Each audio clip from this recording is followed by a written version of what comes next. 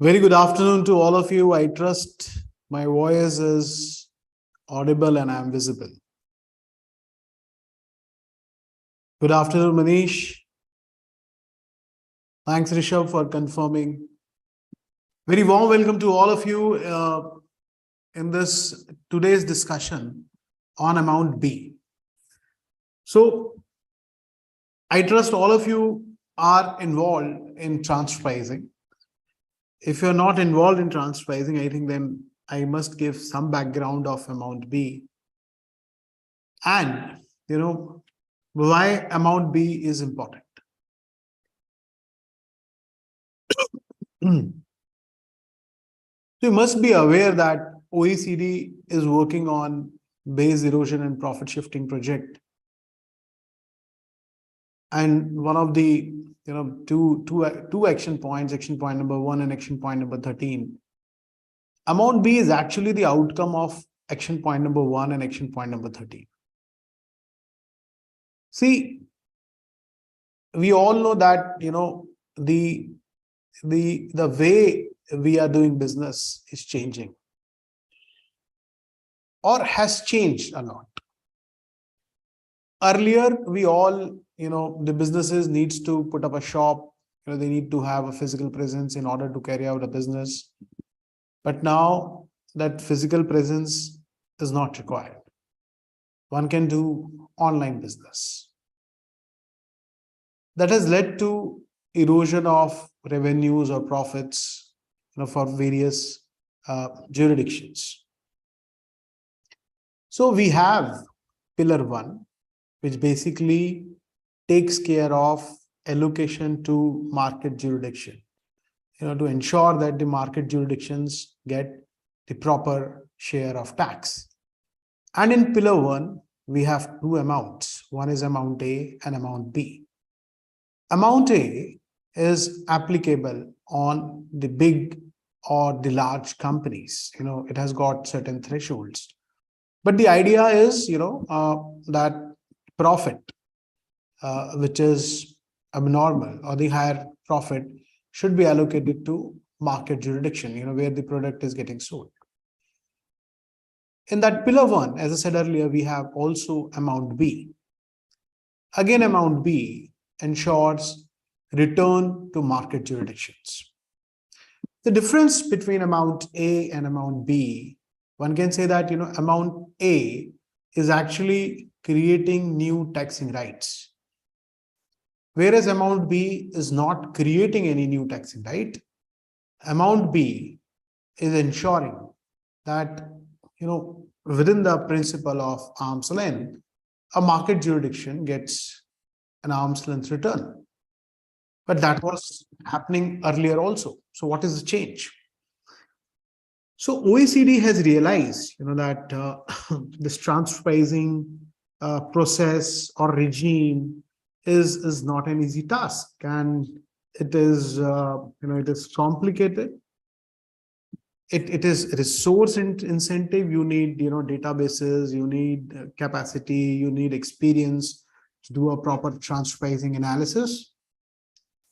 It is subjective in nature, that the particular company maybe according to you is comparable, and according to me it may not be comparable. Then it is time consuming process. One needs to do analysis. First, we need to do a search. We need to identify companies. We need to carry out FAR analysis, build up the TP report, and then the matter goes to the tax authorities. Again, they take time. So it is, it is a time consuming process. And if we see the MAP data, mutual agreement procedure data, one will say that yes, it is also leading to litigations. There are a lot of litigations which are piling up with the in MAP. Most of them belongs to transfer pricing. Now, this whole has led to the uncertainty with the tax authorities when it comes to benchmarking the transfer pricing price, or when benchmarking the intercompany transactions.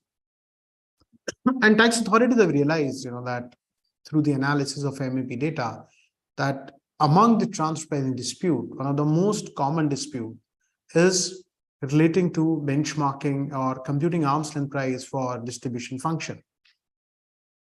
Now, this is one challenge, wherein, let's say, a country like India or a US or UK or Singapore, wherein there are data available, those countries are also facing tax disputes or transfer pricing disputes.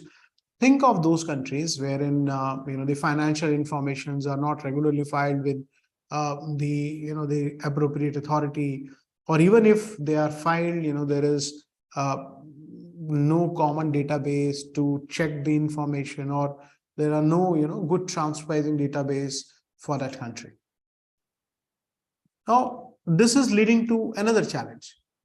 If a country does not have a transfer pricing database, but it has got transfer pricing law, how it will going to benchmark a transaction, how it will going to find the comparables? If there is, let's say there are no internal comparables available, then how you will benchmark the transaction using external comparables, because the challenge is you do not have external comparables because of the absence of data.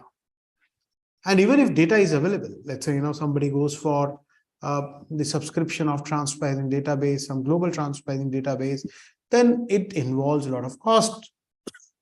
How you will do that in that case? So, it is creating challenge.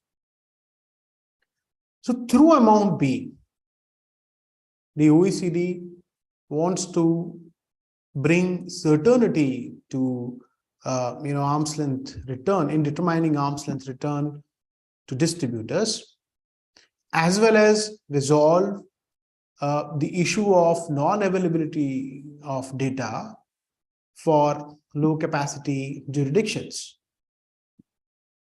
So this is basically the objective behind amount B. Now, what amount B is? Amount B is actually the return for activities performed by baseline distributor or baseline marketing company. When we say baseline marketing and distribution activities, one may say that, these are very low-end distributors or, marketing or distribution companies. So amount B is, as I said earlier, is a return for a low-end distributor. Now, if it is a return for low-end distributor, the OECD wants to ensure that amount B, is based on the principle of arm's length, which means that amount B will going to be derived from comparables. Now, it cannot be the internal comparables, it will going to be certainly the external comparables. And if you see the consultation paper, OECD is relying upon external database, which is Orbis. So they will going to do a search on the database and identify a markup that should be given to a baseline distributor. So this is broadly how amount B will work. So the OECD will come up and say, okay, this is, for example, they have two mechanisms, maybe a formula-based approach or a matrix-based approach. Using any of the approach, which is still not final, they may be finalizing it. Sorry, my throat is not well today. They may be finalizing this approach by mid of 2023. So we are expecting that amount B will get finalized by mid of 2023. So now they will do a search. They will give you, that, okay, you belong to Asia Pacific region. Now for Asia Pacific region, this is the distribution markup for a particular type of product. So, and if you belong to another location, you might have a different markup, which you need to give to the distributor. This markup can be based on two approaches, as I said earlier, maybe a formula-based approach or maybe a matrix-based approach. So all this is given in consultation paper, and it was released on 8th December 2022, and one can file their observation on certain questions which are there in the consultation paper by 25th January 23. So with a small background, let me go into more details about the in-scope transactions. So as I said earlier, amount B is applicable on a baseline distributors. So now OECD is doing two jobs simultaneously. In this consultation paper, they're trying to do two jobs simultaneously. One, they will identify the comparables. And second, they will freeze, the type of tested party. So what should be the quality or parameters of the tested party that they're trying to define in the in-scope transactions, through the in-scope transactions or in-scope distributor. And on the comparables, they're trying to give you, these are the criteria that we're going to choose. And maybe in the final analysis, we may find that there are few more criteria which are mentioned in comparison to the consultation paper. So now, as far as in-scope distributors are concerned or in-scope transactions are concerned, they're very low-end distributor.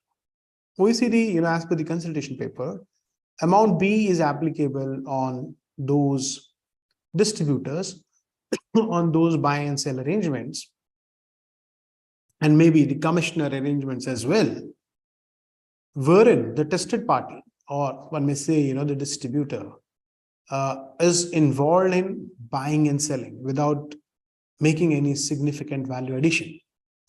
For example, let's say, there is company X in India, and this company X is part of a larger group, and this company X is procuring finished product from one of the group companies, or let's say multiple group companies, and involved in selling these products in India.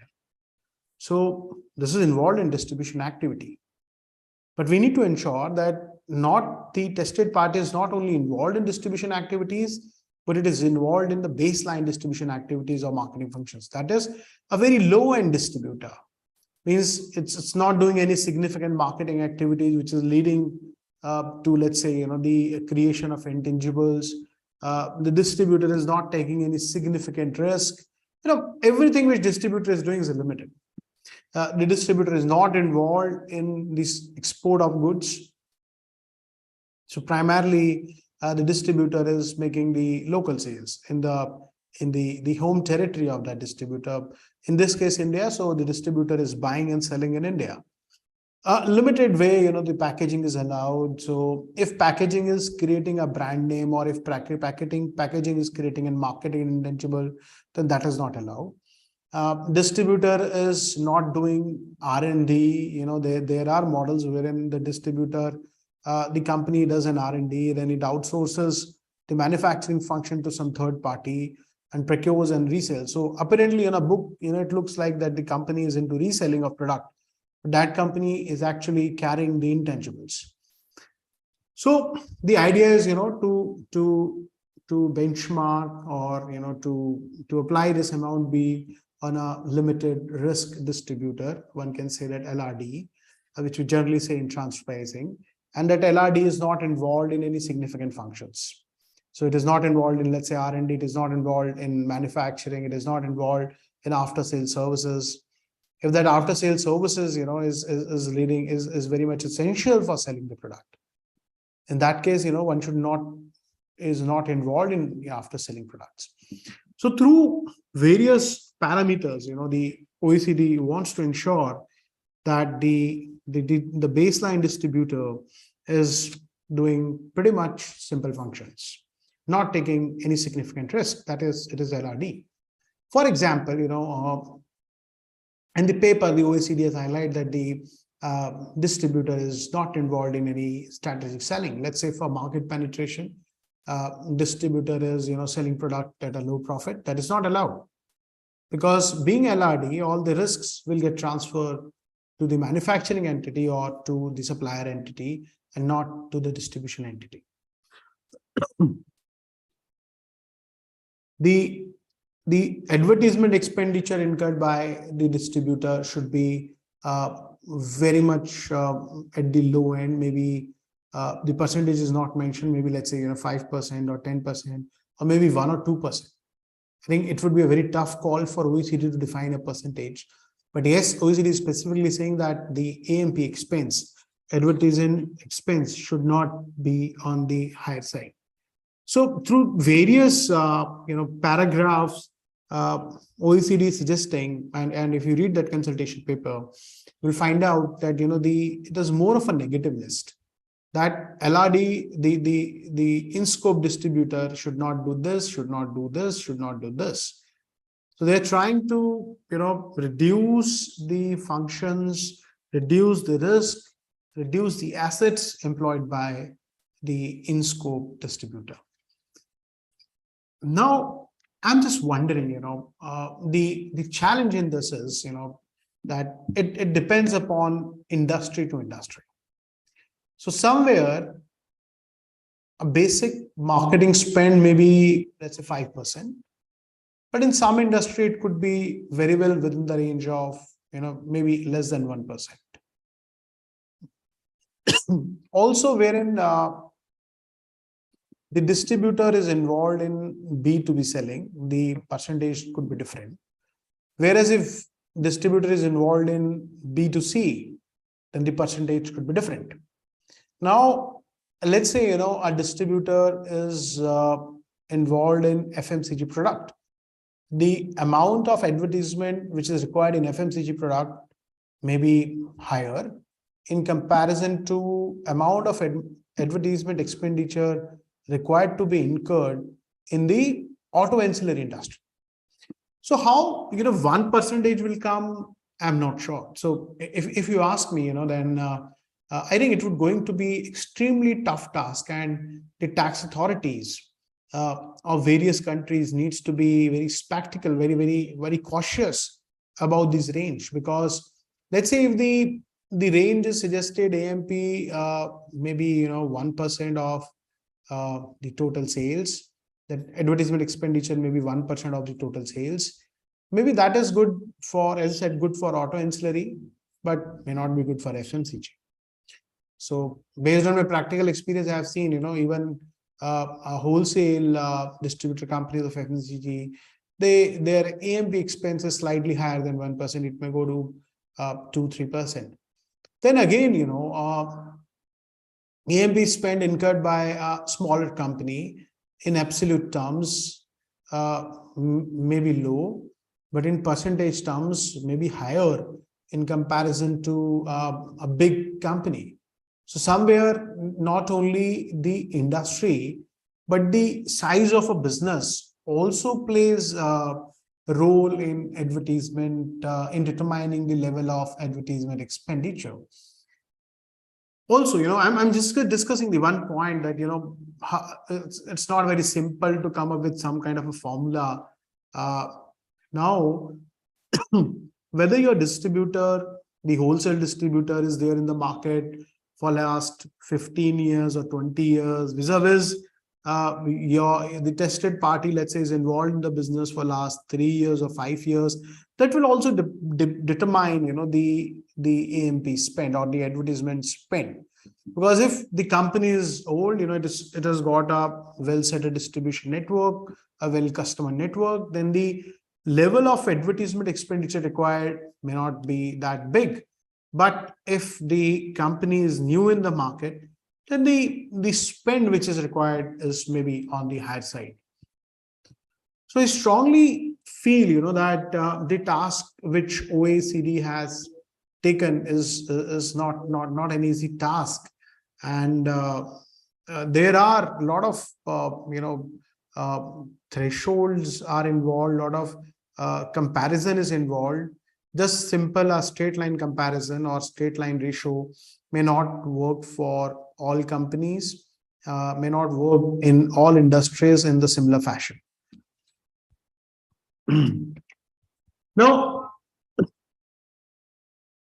OECD has further clarified that if, let's say, there is some advanced pricing agreement is already there, then on such transactions, amount B would not be applicable.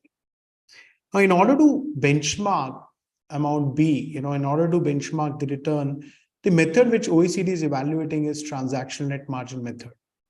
And we have seen that there are various ratios which OECD is discussing. The Berry ratio, and there are other couple of ratios, the return on asset, and there are challenges still. For example, India does not recognize Berry ratio. So, and why not we are considering resale price method if the entity is involved in the baseline distribution, the result by applying RPM, resale price method, or result by applying TNMM would going to be, the ideally should be same. So why only TNMM is considered? Why we are not considering resale price method? Because if we see the jurisprudence in India, the Indian courts have upheld resale price method over TNMM in various cases when it comes to distribution transactions. Then yes, very importantly, the consultation paper also suggests sorry, that there should be proper contract between the group companies, between the tested party and the supplier companies, wherein the functions, assets or risk are properly documented, and companies are working according to that FAR, which is their terms and conditions, which are mentioned in the agreement. Now coming to the benchmarking exercise, as I said earlier, in order to benchmark, the OECD would be using the OR-based database, or is using the OR-based database, and the way we do search in a particular jurisdiction, I think they may be following the same mechanism for the global benchmarks. So they may start from different jurisdictions which are mentioned in Annexure A. So if I go to Annexure A of the consultation paper, they are saying they will only going to consider the active companies. That is very valid point. Then the companies primarily dealing in wholesale or retail trade, or wholesale or trade except of motor vehicles and motorcycles, so they are excluding. Companies with consolidated accounts or unconsolidated only where the company is known to own less than 50% of any subsidiaries. That is, if there is any controlled company, they will going to remove such company. Then companies with no shareholders, with ownership of more than 50% of the shares, again to take care of the control. Companies with operating revenue and EBIT data available for 17, 18, and 19. Now they're doing it for 17, 18, and 19, and we are sitting in 23. So I think, first of all, they need to, for the future years, they need to, update it. And I'm not sure how actively they will going to update this data. Then they are saying companies with operating revenue average of at least euro 2 million for 5 years. I think it's a very significant amount, euro 2 million for 5 years. There may be smaller distributor companies. So there may be a big companies. So if you really ask me, then I feel, there could be various data ranges also, that turnover ranging from this to this, from let's say, 1 million to less than 1 million, or 1 million to 10 millions, and from 10 millions to 50 millions, something like that, so that we may have more appropriate comparables to benchmark. And they are saying the companies, those who do not have the business overview in the database, that would be removed. Very well point.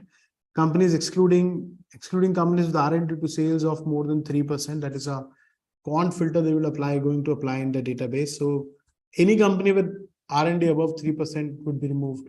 Now the question comes, if you are in distribution, and if I am a pure distributor and an LRD, why even a 3%? It can be less than 1%, that the R&D should be less than 1%. Or maybe even less than 1%. Because as I said earlier, the statement which I made for AMP is actually valid for R&D as well. That is, depending upon the size of a business. A big company, let's say, an 100 million company incurring 3 million spend on R&D, vis-a-vis 10 million company incurring, let's say, 1 million expense on R&D. So in absolute terms, the AMP spend, the R&D spend of a 100 million company may be more, but in percentage terms, it will look less.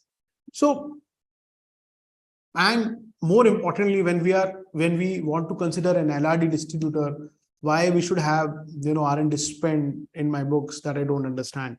So we can straight away apply 0% R&D, or maybe R&D which is less than 1%. Then they are saying they will apply the qualitative filters on the business overview of the companies, that the company should not contain design and manufacturing. The business overview should not contain design and manufacturing, finance, insurance, manufacturers, research, software, system. And the company is which describes any development, research, or manufacturing activity or more than minority and ancillary level. So at minority and ancillary level, they are around the R&D, but I think it is a very how you find out whether it is minority and ancillary, and then one needs to fall back on the percentage. And there, I think the criteria needs to be more strict. Then you will find out that in Annexure A, they are talking of various data points that would be downloaded from the database. But the challenge is, they're trying to resolve, or they're trying to come out with a solution for low capacity jurisdictions. Now, or a normal jurisdiction, to reduce the litigation. But the challenge is, there may be a countries, wherein the financial information are still not available in the database. Then how to benchmark? So whether a data of other country would be used to benchmark data of a country, transaction happened in that country without any financial informations. I personally feel, the tax authorities wherein the data is not publicly available in the database for those countries, I think tax authorities can inquire information directly from the comparables, from the comparable businesses, instead of relying on data of some other country. I think it would be better for tax authorities to start building up the data within their territory. There are businesses which are filing the tax returns with you. They are putting up data on your portal, data on your system. I think that data, tax authorities should try to build up their own data, and in limited way that can be made public also. Build up their own data instead of relying upon the data of other tax jurisdictions. Because whatever you do, one needs to carry out certain adjustments. And those adjustments are adjustments. They may give a good result, they may not give a good result. So, and then comes the challenge of, the accounting procedure, the accounting policies, which are adopted in one country may not be adopted in the other country. How the way these statements are presented, the way the financials are presented, the way the expenses are booked. So wherever one can rely upon the local comparables, I think the OECD should allow tax authorities to use the local comparables over the global benchmark. And wherever we have the availability of internal comparables, or wherever the availability of internal data is available, or the CUP data is available, I think those should be preferred over the amount B, which is coming from a standardized approach. This standardized approach may ease the burden of transferring documentation or transferring litigation, but the quality of benchmark, may not be good or better in comparison to the local benchmarks which are available, or the internal data which would be available. Now, why, as I said earlier, that many a times, the the idea is, to support the low capacity jurisdiction, but the fact is why we are only supporting them in case of the LRD distributors. There may be, there, if I'm supplying the machines, or if I'm doing some activity, I feel the approach needs to be slightly more flexible, uh, not only to take care of LRD, but also distributors which are doing some level of marketing functions, because these marketing functions are quite common. So up to certain extents, the tax authorities or the OECD should allow this flexibility, and one can have a formula based approach that, for if the AMP spend is higher than, let's say, 5%, but it is up to 10%, then the markup could be this much. So some flexibility should be given to businesses as well as to tax authorities. Otherwise, I'm not sure, how this amount B would be effective. The effect or the usefulness of this amount may not be that high. With this, let me open the house for discussion. If you have any query for me on amount B, feel free to ask. You can raise your hand, or you can put it in a chat box, and I would be happy to share my view.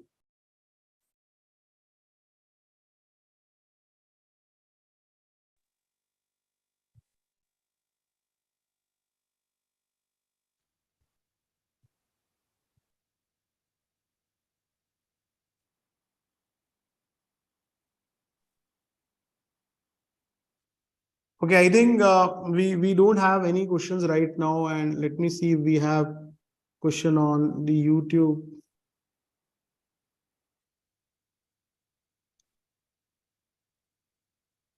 We don't have. Okay, yeah, yes, Anil.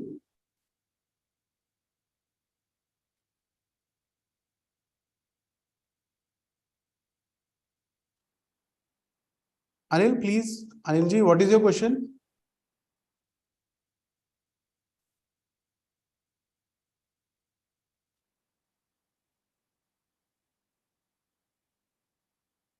Anilji, you are not audible. Any other person? How is amount A linked to amount B? Sri Lakshmi, the limited the limited linkage between amount A and amount B are that both belong to pillar 1, and both in one way or another are trying to ensure return for the market jurisdiction. That is the only linkage between amount A and amount B, to best of my knowledge. Any other question we have? Certainly, the thresholds which are applicable in case of amount A are not applicable in case of amount B.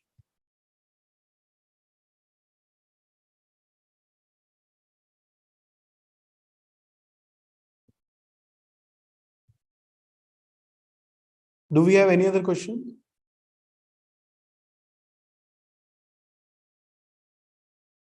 See, further, moving ahead, I have a few more points to make. I feel, as far as India is concerned, or any tax authority is concerned, I think the final result, which will come up in amount B in mid of June, mid of 2003, I think how they have derived that result is very important. And whether one can have a better comparables available in the local market or internally is very important point. So my request to, if any friend from tax authority is watching, I think my request to all of you is, that kindly allow taxpayer to use the alternative approach, which is based on more, let's say, which is based on internal comparables or local comparables. Because a standardized approach may not fit for all shapes and sizes. So one should have a flexibility to use, local comparables or internal data if that is available. So with this, let me end today's. I trust I must have given you, some overview on amount B, and I would suggest to kindly read the public consultation document, Pillar 1 on amount B. And if you have any feedback, do share it with CBDT, do share it with OECD before 25th of January. Thank you and take care.